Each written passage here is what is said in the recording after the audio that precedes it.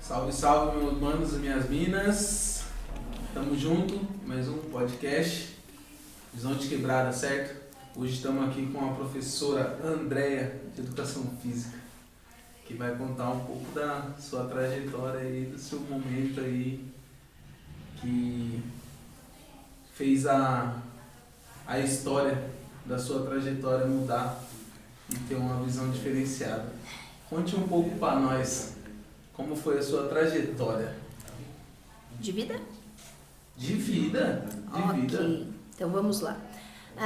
Meu nome é Andréia, me considero bastante sonhadora, acho que todo mundo tem sonho na vida e a gente busca ir atrás desses sonhos o tempo todo. Um dos meus sonhos era fazer direito e um outro era buscar uma vida melhor fora do Brasil. Com 19 anos mais ou menos, comecei a sentir uma dor de cabeça insuportável, muita dor de cabeça mesmo. Todo mundo no trabalho me zoava. Na época eu trabalhava de segunda a sábado e trabalhar efetivamente eu trabalhava 2 dias, os outros dias ficava internada por conta da dor de cabeça. Todo mundo falava que era porque eu não queria trabalhar, vagabunda, não quer trabalhar, tá se escondendo do trabalho, enfim.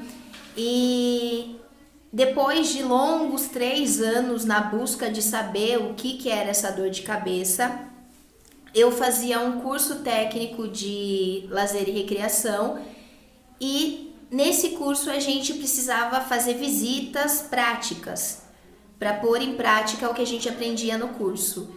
E aí eu fui visitar o GEPASSE, que é um hospital de câncer de criança em Sorocaba.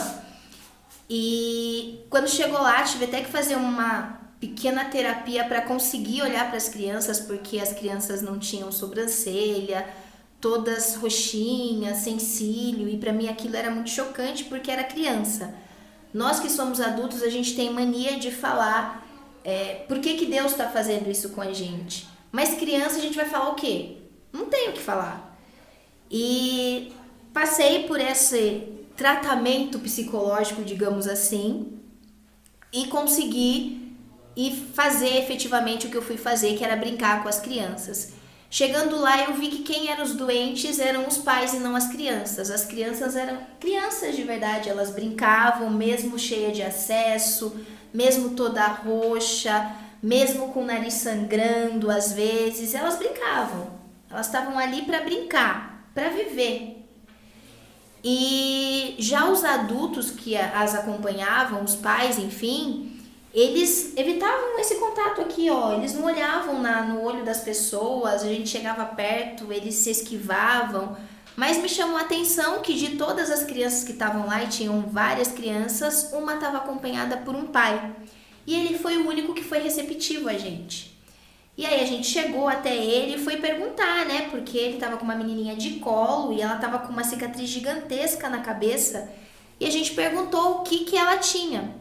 E aí ele falou que ela teve um tumor cerebral. E aí eu perguntei, mas como que descobriu? Ela não fala nem nada, diz que ela puxava os cabelinhos e o médico pediu um exame e foi detectado ali. E aí eu fui embora dali e quando cheguei em casa já comecei a falar pra minha mãe que eu tinha um tumor cerebral, minha mãe, para com isso. Mas pra mim batia muito a história que o pai da Sara contou com as coisas que eu sentia. E minha mãe foi comigo no meu médico, o meu médico falou pra minha mãe que ela estava procurando pelo em ovo, que ele ia me curar e que eu tinha enxaqueca. Só que eu sou do balacobaco, não adianta as pessoas falarem pra mim é isso, é 8 e eu vou falar amém. Você vai ter que provar pra mim que é 8, porque senão eu vou ficar com o meu 80. E eu fui atrás e comecei a ler e tudo que eu lia sobre enxaqueca falava que tinha tratamento e que depois que você estabiliza o remédio, você não tem crises mais. E todas as vezes que eu ia no meu médico, aumentava as doses de remédio, eu passava cada vez mais mal, ia no médico, aumentava de novo e nada de chegar a esse controle do remédio. Aí, minha família toda, ela trabalha no meio médico. E aí a gente pediu para fazer um exame pelo SUS, porque eu tinha plano, pasmem, eu tinha plano na época. E a gente foi fazer um exame e eu fiquei internada. Fiz o exame, fiquei internada, nem sabia que estava internada. Eu fui fazer o exame, era 11 horas da manhã, 4 horas da tarde eu estava lá morrendo de fome, porque você não pode comer para fazer o exame. E minha mãe foi falar pro médico, viu, você vai matar minha filha. Minha filha tá morrendo de fome. E o médico falou pra ela exatamente assim: dê graças a Deus se ela não morrer com o tumor que ela tem. Minha mãe empacotou na hora. Minha mãe desmaiou. Eu fiquei internada lá no mesmo dia, naquele hospital, e fui transferida de hospital, e tudo isso em hospital público, porque a Unimed quis cobrar 50 mil reais pra fazer a operação. Só que assim, sou pobre, gente. Oh my God. Não tinha dinheiro para fazer a cirurgia no particular, fui fazer no SUS, fiquei internada durante uma semana e aí vem o porquê que eu vivo falando que eu sou escolhida por Deus. Porque assim, na minha vida tudo foi muito certinho, tudo muito calculado por Deus. Ele me levou até o GPASSE para eu conhecer crianças que estavam passando pelo que eu ia passar. Ele te preparou. De verdade. E aí, quando eu recebi a notícia junto com a minha mãe, foi como se ele tivesse falado pra mim, você quebrou o braço. Foi assim que eu reagi. Nem tchum. Se eu falar que eu sofri por conta do tumor cerebral, eu vou estar mentindo. Antes eu não sofri nada. Eu nunca tive uma convulsão, eu só sentia dor de cabeça. Deus fez tudo muito certinho pra mim. E quando eu cheguei lá para fazer a cirurgia, a médica disse que eu tinha 1 semana de vida. Só que em 1 semana tudo aconteceu. Todos os exames que todo mundo fica aí na fila esperando, meu aconteceu. A cirurgia aconteceu. No dia da cirurgia eu não tinha temperatura de carne, eu já estava morta. Segundo os médicos, eu estava com 4 de temperatura. Se a gente imaginar que a nossa temperatura normal é 35, 36 aí... Nossa. Eu estava morta e o médico adiantou uma cirurgia e nessa 1 semana eu fiquei mortinha da Silva. Eu não ficava consciente, eu ficava inconsciente o tempo todo e em um momento só eu fiquei consciente. No momento que eu fiquei consciente, era no dia da cirurgia, eu vi minha mãe chorando em cima de mim. E aí eu enxuguei a lágrima dela e falei pra ela fica calma, que eu ia derrotar o tumor. E aí o médico chegou, ele adiantou uma cirurgia e quando ele chegou para me levar para o centro cirúrgico, ele falou para minha mãe, não dá. Minha mãe, não, mas ela quer viver, ela quer viver. Aí ele perguntou para minha mãe, como que a senhora sabe? Porque eu estava com 4 de temperatura de carne. Aí minha mãe falou, ela falou para mim que ela vai derrotar o tumor, que o tumor é bobo, que ela é mais forte do que ele. Aí o médico falou pra ela, você crê em Deus? Começa a orar. E aí eles conseguiram elevar a minha temperatura para 7 e eu fui pro centro cirúrgico. Teria que ter um certo grau de temperatura para fazer Sim. A operação. Na verdade ele tinha falado pra minha mãe que não ia levar porque era abrir a cabeça e fechar.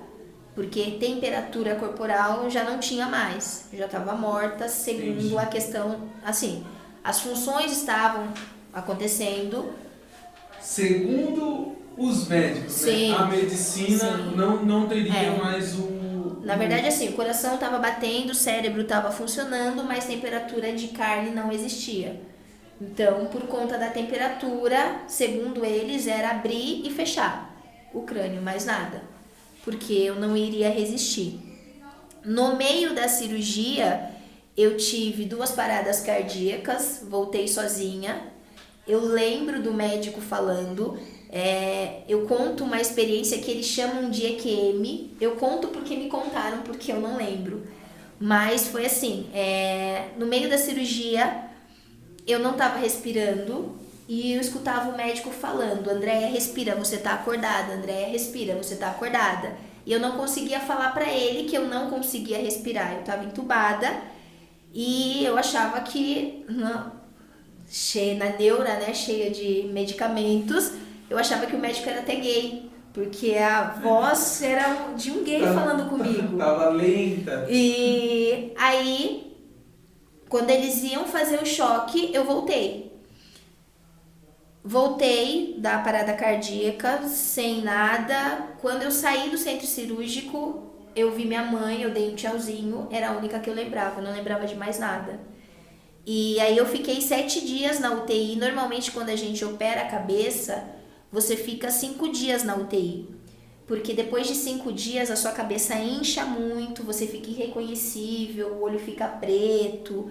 Então eles ficaram esperando as sequelas, que não aconteceu. 7 dias de UTI e nada aconteceu. Eu levantei da cama no primeiro dia de UTI, eu fiquei consciente na UTI, eu fui muito bem tratada por 2 enfermeiros que eu nunca vou esquecer o nome, apesar de ter tido a perda de memória. É muito engraçado essas coisas, porque o César e o André foi quem cuidou de mim, e eles colocavam até o radinho do lado da minha cama, porque eu era a única consciente. Eu olhava pro lado assim, ó, um monte de leito, todo mundo delirando, todo mundo morrendo, e eu consciente. Todas as vezes que alguém ia me visitar, eu era tida como louca, porque eu ficava contando todas as coisas que estavam acontecendo na UTI. Então eu falava que eles não davam água, eu falava que eles não davam comida para as pessoas, que eles aspiravam as pessoas 5 minutos antes da visita, por isso que atrasava. Só que assim, tô numa UTI, eu operei a cabeça, era louca, né? Deixa pra lá. Tá mentindo, né? Ela não tá falando a verdade. Era mais ou menos assim. Até o dia que eu tava lá, não suportava mais, chorando, porque eu queria sair de lá, porque todo mundo que tava na UTI junto comigo estava inconsciente, eu era a única consciente. E aí minha mãe falou da gente orar. Quando minha mãe falou da gente orar, eu não sabia orar. E ali que eles perceberam a primeira sequela, que foi a perda de memória. E aí minha mãe se responsabilizou, assinou o termo para eu ir pro quarto. E realmente eu parecia louca quando eu fui pro quarto. Ficava dando risada do nada, tipo assim, ó, estamos aqui agora, eu olho pra sua cara, começo a gargalhar que nem uma louca, sem parar. E fiquei assim durante bastante tempo. E com 1 mês eu saí do hospital. Só que esse 1 mês é entre entrada pra cirurgia e saída. Normalmente quem opera a cabeça fica 6, 7 meses internado, até ter uma melhora. Eu saí com 1 mês de tudo. Batido. 1 mês certinho, 30 dias eu saí do hospital e fui pra casa. E aí começou minha saga por tentar melhorar todas as coisas que eles falaram. Eu saí do hospital com uma carta para eu ser aposentada. Para eu aposentar, porque segundo os médicos, e eu vou ficar aqui falando segundo os médicos o tempo todo, porque eu me considero aberração para eles. Eles disseram que eu iria vegetar, que eu não iria andar, que eu não iria falar, porque a minha cirurgia ela é aqui, ó, do comecinho do pescoço, e ela vai até aqui. E ela é exatamente, no cérebro a gente tem 4 porções. Então, as 2 principais aqui em cima e 2 menorzinhas. Ela é exatamente no meio. Então, tirou uma parte de tudo.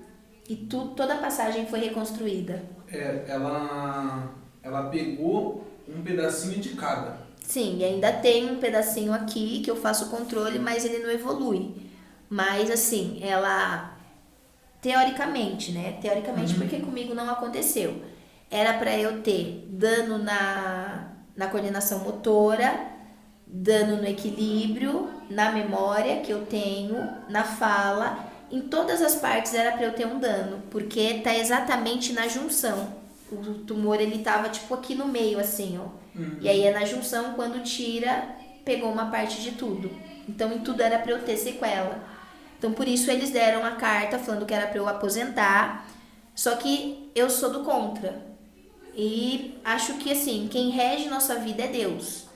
Então, você pode ser o melhor médico, pode ser a referência. Se Deus escreveu outra coisa pra você, é o que vai acontecer, não é o que o médico falou. E eu não quis aposentar. Eu falei que não, queria esperar a evolução e não aposentei. Não usei a carta. E aí comecei um dos tratamentos que eles, na verdade eles chamam de terapia. Fui fazer várias terapias. Uma das terapias era fazer provas aleatórias, qualquer prova. fazer prova para resgatar, porque eles dizem que a gente só usa 30% da nossa capacidade da memória e que tudo que está na memória permanente não some. Quando a gente tem perda de memória, você perde o que está na memória recente, que são os fatos mais novos.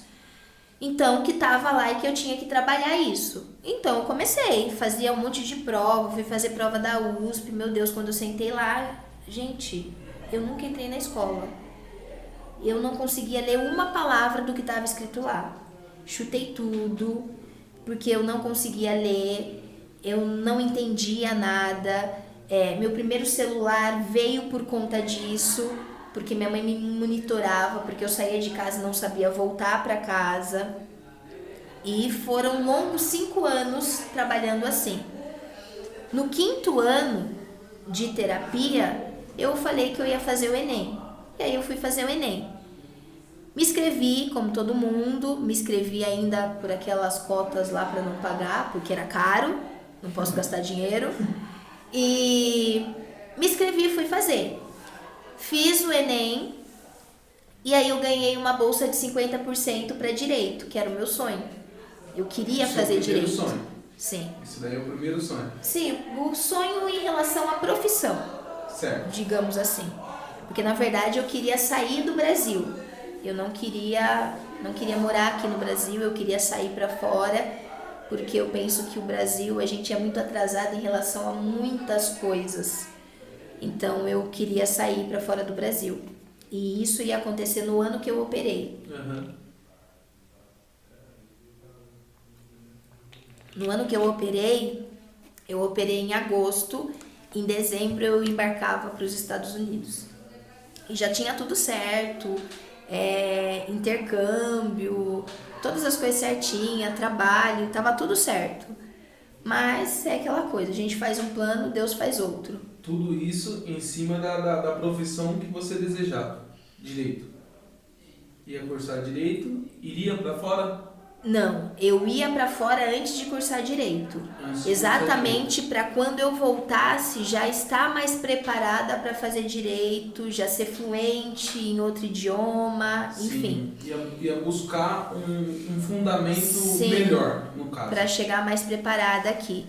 E aí eu ganhei a bolsa de direito, o meu médico falou que eu não ia, porque eu não iria acompanhar e ele não autorizava e eu precisava da autorização do médico para fazer o direito. Fiquei muito frustrada, queria morrer, e aí vem aquele porquê, né? Porquê comigo, que eu falei lá no começo, que adulto fala, né? Adulto fala muito isso, porquê comigo? Porque assim, meu plano inicial, vou para os Estados Unidos, vou ser fluente em inglês, vou voltar para o Brasil, vou ter um emprego melhor, vou ter uma condição para buscar a minha faculdade, e aí vem a cirurgia, muda tudo. Agora eu consigo a bolsa, não posso ir porque o médico falou que eu não vou acompanhar. Enfim. Mas o Enem tem dessas, né? A gente presta um Enem e consegue se inscrever 2 vezes com o mesmo Enem. E na metade do ano eu fui lá, me inscrevi novamente, com a mesma bolsa, me inscrevi para tentar uma bolsa, e só que daí já estava desencanada, né? Não tinha mais nenhuma preferência. Sabe quando você tá no automático?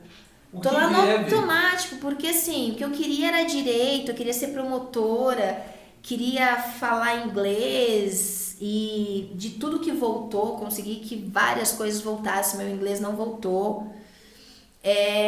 Tava lá no automático. Prestei de novo, prestei não, né? Na verdade, me inscrevi novamente, e nessa de escrever novamente, ganhei uma bolsa de 100% para educação física. Só que eu ganhei para São Paulo. Com a mesma... Com o mesmo Enem, com a mesma inscrição do Enem. Com a mesma inscrição. Sim.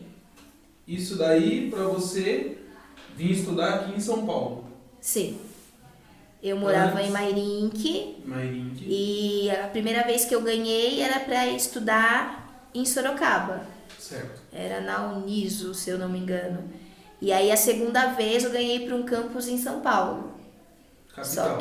Só que eu morava em São Roque E aí resolvi chutar o balde. Não vou pedir pro médico, o médico não é Deus, eu vou, beijo, me liga. Falei pra minha mãe, eu vou. E aí fui, com a cara e com a coragem, fui procurar casa, não conhecia ninguém lá. Foi eu e uma amiga, ela pediu demissão no trabalho também, vai fazer, só que ela era pagando, né? Eu era bolsista, então eu tava no lucro. Realmente Porque meteu marcha. além de ser bolsista, ainda estava afastada pelo INSS. Não estava aposentada porque eu me recusei, mas eu tinha como me bancar lá. Minha amiga é mais louca do que eu porque pediu demissão e foi também. Marcha também. Aí chegamos lá, sempre contei para todo mundo que eu operei a cabeça porque quando eu tô assim falando com as pessoas, ninguém percebe. Porque é trabalho de anos para eu aprender a lidar com todas essas coisas e aprender não a esconder, mas fazer com que seja leve, seja imperceptível para as outras pessoas. Mas no ambiente escolar não tem como, eu tenho que falar. Porque do nada apaga, dá um apagão e se você não sabe, vai ficar aqui olhando pra minha cara. E aí, o que eu faço agora? Qual que é o próximo passo? Tipo isso. Então, na faculdade eu falava pra todo mundo. Primeiro semestre da faculdade quis desistir. Porque eu peguei exame em todas as matérias e eu sempre fui muito CDF. Eu sou muito competitiva e eu sou competitiva comigo mesma. E com essa de ser competitiva comigo mesma, eu tinha que ser a melhor da sala.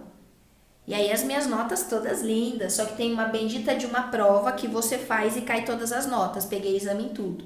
Liguei chorando pra minha mãe, eu quero ir embora, eu não quero mais fazer faculdade. Não, você vai ficar aí. Só te aceito em casa agora formada. Vixe, ferrou. E agora? E agora? Não tem. Não posso mais, não tem mais o que fazer. Ou eu faço ou eu faço. Aí continuei lá. Aí resolvi que eu tinha que trabalhar. Porque eu tive um problema com um vizinho. Pra variar, né? O cara falou que eu era a mulher da vida. Porque eu tinha que... É sério, não ri porque é sério. Eu não trabalhava, eu passava o dia todo na faculdade. Mas eu passava o dia todo na faculdade porque eu tinha que correr atrás do prejuízo. Eu estudava por associação. Então, assim, o corpo... Imagina, estamos estudando o corpo humano. Todo o corpo humano, para mim, é associação de alguma coisa.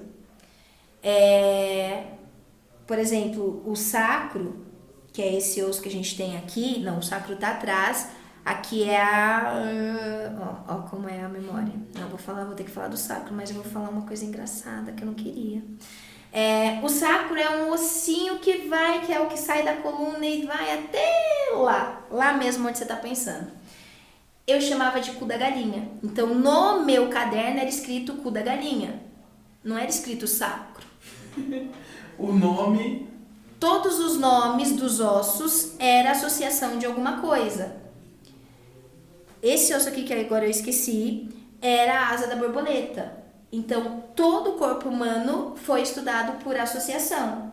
Só que eu passava o dia inteiro na faculdade para eu poder correr atrás do prejuízo. Porque para os outros era fácil. Ele olha lá, tá tudo certo. Se eu não tenho memória, eu não sei o que é, não adianta. Então eu passava o dia todo. Eu só voltava para casa meia-noite. E aí eu voltava para casa meia-noite, aí eu vou mexer no fogão, vou fazer as coisas, fazia barulho. E um dia o vizinho saiu lá surtado, falando que eu era a mulher da vida. Porque eu passava o dia todo fora... Só chegava meia-noite, o que eu fazia da vida, enfim. E aí depois de ter problema com esse vizinho, eu tinha que... Não, eu tenho que trabalhar normal. Aí eu vim até aqui em São Roque, pedi alta do INSS, vamos meter a cara, vamos tentar trabalhar. Teve um problema com o vizinho, voltou... Mas eu não parei a faculdade. Pediu para sair do respaldo que você tinha. Sim. E voltou daquele modelo. Para fazer a faculdade. Eu fui para lá para fazer e eu vou fazer. Foi pro corre. E aí consegui entrar numa multinacional, para minha surpresa, porque nunca tinha vendido nem bala. Entrei logo numa multinacional. e bola pra frente. E aí, assim, aos poucos, a defasagem foi melhorando. Porque, assim, o esporte, por exemplo, quando na faculdade, a gente ia trabalhar o esporte, eu sempre fui muito esportista. Então, eu sabia da prática. Então, não tinha tanta dificuldade para pegar aquela parte teórica. As partes mais difíceis foram a anatomia, fisiologia. Essa parte foi mais difícil porque é mais complicado mesmo, mas também é mais complicado para qualquer um que vai fazer educação física. Com toda certeza, porque você tá falando pra mim e eu tô tentando me recordar, eu falo, mano, como que é? Eu lembro que eu já estudei. Mas, entretanto, só que continua, né? Aí foi difícil, mas assim, eu fui conseguindo mascarar, digamos assim, essas defasagens, sabe? Essas coisas que era muito notório para as pessoas. Os anos foram passando, hoje fazem 16 anos que eu operei, que eu sou curada. Quando você tem câncer, depois de 5 anos, se você não tem nenhuma recidiva, eles te consideram curado. Eu continuo fazendo alguns controles porque eu tenho dor de cabeça e toda essa parte, eu falei que eu não sofri com o tumor porque eu não tive sequelas aparentes, eu tenho amigos que são deformados, essa parte eu não sofri. Mas o pós-operatório foi bem difícil. Eu tive depressão profunda. Eu falo, uma vez que você teve depressão, você vai ter pro resto da sua vida. É uma coisinha que desencadeia. Então eu continuo fazendo vários tratamentos. Quando eu vejo que eu preciso ir no psiquiatra, eu vou no psiquiatra, volto a tomar remédio, não tenho problema nenhum com isso, porque faz parte de mim. Sim. Eu adequei uma situação, mostrei para os médicos que eles estavam errados, mas eu sei que eu tenho um limite. Sim. Hoje é basicamente assim. E aí, me formei em 2011, 2012 entrei no José Pinto do Amaral para dar aula. Você aí, você aí atrás também. Vocês vão se recordar, né? Dei aula lá no José Pinto do Amaral 1 ano, aí me machuquei lá e aí tive que fazer uma cirurgia, que na verdade foram 2 e se transformou em 3, mas é aquilo que eu disse, eu sou escolhida por Deus, por quê? Caí lá na escola, todas as minhas coisas voaram e eu quebrei o tornozelo, e eu dei aula com o tornozelo zoado. No outro ano eu falei que eu não ia dar aula para eu poder me cuidar. E fui fazer uma cirurgia no joelho, porque nessa que eu caí, rompi todos os ligamentos e eu jogava bola antes, então tive que fazer a cirurgia do joelho. Fiz a cirurgia do joelho, estou me recuperando, capotei no banheiro, quebrei a coluna. Legal. Vamos fazer uma cirurgia de coluna. Depois da cirurgia de coluna, descobri que eu estava grávida. Excelente. E eu fiz a cirurgia grávida. Olha que legal. Excelente. Sou escolhida por Deus ou não sou? Excelente. Meu filho tá ali, ó. Perfeitinho. Perfeitinho. E aí, depois, em 2013, no finalzinho de 2013, trabalhei na prefeitura de São Roque e depois fui embora para Vargem Grande. Tô lá até agora. E aí lá nasceram os projetos, algumas coisas. Tem o time de futebol, que eu queria desde o José Pinto do Amaral ter, né? Mas vocês não me deixaram realizar o meu desejo. O tão desejado time de futebol. Mas agora eu tenho. Está realizada. Não muito, né? Porque não. A gente nunca tá 100% realizada. Quando a gente para de sonhar, para de viver. Não, aí não tem como. A vida é um eterno sonho. Aí não tem como. E aí eu tenho meu time de futebol lá com os meninos lá da escola, que na verdade nem são mais da escola, já terminou porque eu fui subindo de categoria, eu cheguei lá e eles eram sub-13. Agora a gente joga o principal, porque acabou, todo mundo já tá tudo velho, já tá todo mundo igual eu, né? Então a gente tem que evoluir. A gente joga a categoria principal e eu dou aula lá no Valêncio. e me aventuro nos projetos por aí, porque eu acho que todo mundo é capaz de muita coisa quando quer. Excelente, excelente. Que história. Foi nesse momento que você encontrou o Wagner. Então, o Wagner, ele é multiuso. Não sei se ele contou pra vocês que ele é multiuso. Sim. O Wagner, ele trabalha em 5 coisas diferentes, não sei nem a hora que ele dorme, mas tudo bem. E em 2013 eu prestei concurso, eu passei e assumi em 2014. E foi lá que eu conheci o Wagner, lá no Valêncio. Só que a gente trabalhava em períodos diferentes. Ele trabalhava tarde, noite, e educação física não tem à noite. Então eu via ele esporadicamente à tarde na escola. Porque meu período era mais manhã, eu dava mais aula no período da manhã. E aí nessa de mexer com futebol, um dia lá, aleatório, descobri que o Wagner é apaixonado por futebol e sempre tá ali por trás do esporte lá em Vargem Grande. Que ele realiza campeonato e que não sei o que, e eu sempre com os meus perrengues para vir pro campeonato aqui para São Roque. Porque lá em Vargem Grande eu sou a professora Andréia do Valêncio, ponto. Aqui em São Roque eu já trabalhei com esporte, aqui em Mairink jogo vôlei com o pessoal da melhor idade, vamos falar assim. Mas aqui eu sou mais conhecida do que lá. E sempre que eu pedia condução, eu tinha dificuldade, eu não conseguia a condução. E aí um dia o Wagner, ele é muito louco, ele deixou de dar aula para vir trazer meus moleques aqui para jogar. A gente ia disputar uma semifinal e a gente não tinha carro. E eu falei com o Wagner lá na escola, me avisa quando for assim, eu arrumo para você. Não conseguiu a van, mas pegou 3 carros lá e colocou meus moleques e veio aqui para São Roque. Aí eu, caraca, esse cara é dos meus. É louco igual eu. É nele que eu tenho que colar. E aí o que acontece? Comecei a ver o Wagner de uma outra forma, porque eu não tinha muito contato com ele na escola. Por causa da correria dele, de vários empregos.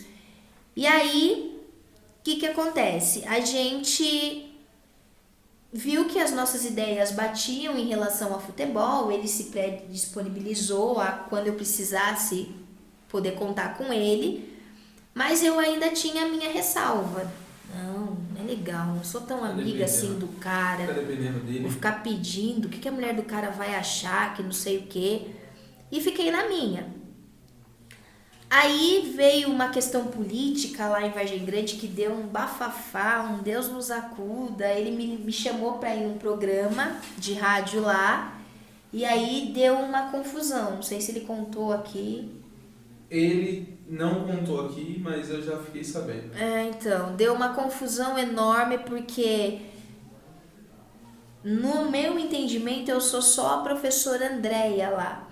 Só que na visão política os professores são peças do tabuleiro. Vai fazer com que o cara vote nesse ou naquele, e os 2 grupos queriam que eu fosse lá e eu não queria nenhum porque eu não gosto de política. E eu não fui nenhum, tanto que eu era da galera do esporte, conversava com a galera do esporte normalmente, eles me pediam uma ideia, eu falava e conversava com o Wagner normalmente, o Wagner me chamou pra ir na rádio, eu fui, só que daí derrubaram a live porque eu fui contra o que eles queriam, porque eu não fui lá pra falar de política. Com certeza. Eu fui lá pra falar da nossa bandeira, de esporte, do que a gente pode fazer pra melhorar, porque eu acredito nisso. Se eu, Andréia, na minha vida, fui contra tudo que os médicos falaram, os caras estudaram, eu não estou menosprezando a classe médica. Se eles falaram é porque assim, eles pegaram uma amostragem lá e a maioria das pessoas fazem isso, mas eles esqueceram que tem um Deus por trás que escreve outras coisas. Sim. E eu vou por essa linha. Eu entendo que todo mundo pode fazer várias coisas, pode transformar a vida e pra mim é isso. Hoje a educação física para mim é para transformar a vida do máximo de pessoas que eu puder. O máximo de pessoas que eu puder ajudar é o que está dentro. Só que daí conversa vai, conversa vem com o Wagner, começo a ver que o Wagner ajuda as pessoas levando cesta. Você não tem não sei o quê. E aí veio a pandemia. Na pandemia eles dão cesta lá, né? E o meu filho estuda no município. Então todo mês eu doava minha cesta pro Wagner para ele doar para alguém. E aí via que o Wagner faz festival para arrecadar dinheiro ou às vezes alimento para levar para as famílias. Tenho que estar junto com um cara desse. E aí o que acontece? Lá no Valêncio, eu sempre acreditei, eu gosto muito dos alunos bagunceiros. Me dou melhor com os alunos bagunceiros. Porque eu acho que os alunos bagunceiros, não que os outros não passem verdade, mas os alunos bagunceiros, eles são bagunceiros por algum motivo. E às vezes, não é porque o cara não sabe. Às vezes o cara tá passando por alguma coisa na casa dele, ele tá tentando te chamar a atenção, mas aí eu queria aquela repulsa. Não, eu sou professora, não posso. Não, e é esse cara que eu quero junto comigo. Eu quero entender o porquê que ele é bagunceiro, o que tá acontecendo, como que eu posso ajudar essa criatura. E foi assim que aconteceu, e aí eu criei um projeto lá na escola, porque eu via que a escola, para mim, parecia um Carandiru. Eu entrava lá e pra mim era o Carandiru, toda pichada, um monte de palhaço por tudo quanto é lugar. Meu Deus, eu tenho que fazer alguma coisa. Não é possível. E aí eu escrevi um projeto para grafitar o banheiro. Na verdade, dentro da minha matéria, eu dava aula de protagonismo juvenil e eu falo que eu me sentia pastora dando aula. Porque assim, como que eu vou implantar na sua cabeça que você pode ser o dono da sua vida, que você pode fazer o que você quiser se você não acredita nisso? É complicado. Aí eu comecei a usar a minha história, isso que eu acabei de contar em relação a ter operado a cabeça. Comecei a usar o fato de ser negra, porque o racismo é embutido, é um racismo que existe, não adianta a galera falar que não existe. Então eu comecei a fazer um paralelo de todas as coisas que eu não concordo para trazer meus alunos para mim.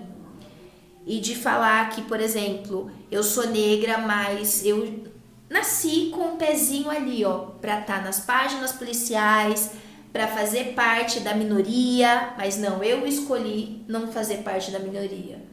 Eu quis fazer a diferença na minha vida. Se eu conseguir, você consegue. Porque nós dois somos iguais. Então, comecei com isso e trouxe os alunos para apontar o que eles achavam que tinha de errado na escola.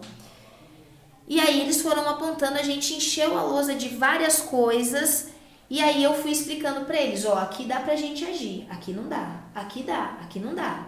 Dentro do que a gente pode agir, a gente vai transformar o banheiro. O que a gente precisa para transformar o banheiro? A gente precisa colocar papel higiênico porque não tem. A gente precisa de trava no banheiro porque tem que ir a amiga para segurar a porta. A gente tem que ter um espelho que seja assim, assado. Vamos correr atrás. Escrevi o projeto em forma de grafite. Aí a ideia era fazer com todo mundo da escola. Só que não dá. Não dá, porque senão vira bagunça. E aí eu dou aula lá desde 2014, então eu conheço, já sei quem desenha, quem não desenha. Chamei esses caras, bora fazer. Transformamos o banheiro, desenhamos tudo, e aí abriu a porta pro grafite lá na escola. E aí a gente conheceu a Aline, que é uma grafiteira lá, e conheceu o Chiarotti. E aí, conversa vai, conversa vem, vamos fazer um projeto de grafite para a cidade. Vamos pensar na cidade. Porque se a gente conseguiu transformar o nosso ambiente ali, a gente grafitou o ano passado o banheiro. Até agora você entra lá no banheiro, você não vê um risco, nada. Acabou essa coisa de escrever palavrão, de xingar a amiga, que é corriqueiro de escola. Não tem mais isso lá. Aí, eu preciso de alguém para me ajudar. Porque assim, se eu escrever um projeto que eu envolva a prefeitura, tô ferrada. Não tem apoio. Eu não vou ter apoio, não vou conseguir tirar do papel, vou me sentir frustrada. Mas tem alguém que eu conheço que tem alguns contatos na prefeitura e que tem mais do que contatos, tem amigos que ajudam. Porque ele já tinha feito isso. Eu falei de uma dificuldade de um aluno que estava treinando no Barueri. Ele reuniu, mandou mensagem, o Wagner, mandou mensagem para alguns amigos e a gente depositava dinheiro para esse aluno conseguir bancar os treinos. Então ele tinha, eu falei, eu tenho a pessoa certa, é você. Mandei mensagem pro Wagner, tô pensando em fazer um projeto assim, assim, assado. Aí, o que você acha? Poxa, Deia, eu tenho um projeto assim também, só que o meu é, porque quando eu comecei eu pensei pequeno. Falei assim, não, vamos só grafitar, vamos tentar consertar a pista de skate. Pra tirar os nóia, a galera que fica lá fumando maconha em qualquer horário do dia, que você não pode levar sua criança ali pra brincar. Então, no começo foi pensando assim. Quando eu falei com o Wagner, ele, não, eu tenho um projeto assim, assim, assado, casa com o seu, que não sei o que. O Wagner, vou te mandar o meu. Mandei pra ele, ideia, casa, só dá pra acrescentar um monte de coisa assim, assim, assado, e foi. Quando a gente viu, a gente já tava, o Wagner já tava lá fazendo festival para arrecadar dinheiro, e aí a gente já chamou outros grafiteiros, a gente chamou o Chiarotti, a gente chamou a Maiara, tem alunos meus que participaram do projeto do banheiro, que vão começar também no projeto, e a gente tá engatinhando. Que da hora. Com o projeto. Mano, que história. Tem que tentar fazer diferença, né? Não adianta a gente só passar pela vida. Eu acho que todos nós, todo mundo carrega, tem uma bagagem de sofrimento e de vitória. E aí, a questão é a gente trabalhar nossas vitórias e compartilhar com o outro, porque o sol nasce para todo mundo. É uma coisa que a gente tem que ter ali na mente, que a gente pode. Às vezes a pessoa que está do seu lado, naquele dia ela só precisa de uma palavra amiga. Ela só precisa que você bata no ombro dela e fala, você vai conseguir. Era a única coisa. Só que o nosso ego é tão grande que a gente não consegue perceber as mínimas coisas. O negócio está ali na sua frente. E assim, a gente pegou um muro e aí agora toda hora o Wagner recebe um muro diferente, o pessoal querendo, já se estendeu por vários bairros, a gente está tendo que fazer uma agenda para conseguir atender. E aí o Chiarotti falou que conheceu vocês, eu nem sabia que era vocês, porque eu já conhecia. E aí agora a gente já está pensando em trazer para cá também, trazer o projeto para cá, porque vocês já fazem coisa de quebrada. E é exatamente isso, valorizar os talentos que a gente tem na quebrada. Existem muitas pessoas boas escondidas por aí, às vezes por falta de oportunidade. E esse é o nosso intuito. Andréia, passa uma visão pros moleques. Ai, você quer que eu fale para que público? Aquelas assim, né? Vamos falar pros novos que tá vindo, a nova geração. Beleza. Que eles têm outros caminhos, têm outros meios, têm outras maneiras. De verdade. Galera, é o seguinte, ó, galera, como se eu estivesse falando com os meus alunos agora. É assim, ó. Pra mim, o céu é o limite. Só que não adianta ser pra mim, Andréia. Eu brinco, olha aí pra sua mão. A gente tem 5 dedos diferentes. Só que se a gente for lembrar lá da 5ª série, eu nem lembro mais em que série que a gente aprende isso, tá, gente? Mas é assim, ó, na vida a gente nasce cresce, reproduz, envelhece e morre. Esse é o ciclo da vida para todo mundo. Qual é o legado que você quer deixar? Eu, Andréia, eu tô aqui, ó. Eu já tô chegando perto do meu final. Então eu ainda tô, mesmo estando chegando perto do meu final, eu tô tentando deixar um legado do que eu quero pro meu filho. O que eu quero que o meu filho seja. A minha história, ela mostra, ela prova, ela não mostra, ela prova que cada um de vocês podem o que quiser, porque o céu é o limite. Não é você que escreve a sua história, você escreve a sua história de acordo com o que Deus deixar. Então, ainda que todo mundo fale para você, você não vai conseguir. Se Deus te escolheu, você vai conseguir. Não importa o seu sonho, não importa se você quer ser jogador de futebol e não sabe chutar bola, não importa. Se tá escrito, você vai conseguir. Por quê? É uma crescente. Você tem que entender que você está numa crescente, que você que constrói o seu futuro. Então é isso. O que eu quero deixar é que você consegue, desde que você trabalhe para tal. Corre atrás do seu sonho, porque não existe nada que nós seres humanos não possamos fazer. O corpo humano é a máquina mais perfeita. E é através do seu corpo, através do seu conhecimento, é que você vai construir o seu futuro. É isso. É isso, meus manos e minhas manas. Mais um Visão de Quebrada com a Andréia, a braba.